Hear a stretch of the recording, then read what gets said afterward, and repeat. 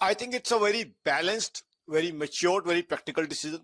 Now, repo has been cut by 25 basis points. What it means is now rates of interest are likely to drop. So there would be a lot of buying of new cars, new two-wheelers, new flats, new mobile phones. These days, almost every other thing is purchased on loan and EMI.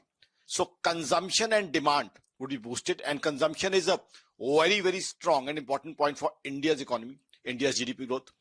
Plus, what would happen is the expectation is that housing loans, people who have already taken housing loans on floating rate of interest basis, their EMIs would drop. So that would also be a huge relief.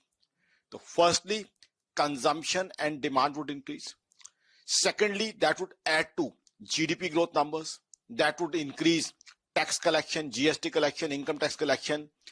And our stock markets also have been jittery because of what has been happening globally, the tariff war. So there also there would be comfort, since economy going up, GDP going up would give comfort to stock market. Plus, what's going to happen is April and May. I think April is going to have a huge consumption boom. Huge buying and consumption is expected in the month of April. Plus, the best thing is now inflation, CPI, is expected to be around 4%. That's going to be very good, because inflation being down throughout the year is the best thing for India if it stays so, because inflation is something which matters a lot when we talk about our BPL brothers and sisters. Overall economic planning also, inflation is very important. So inflation expected to stay low means that there's a further possibility of rate cuts also.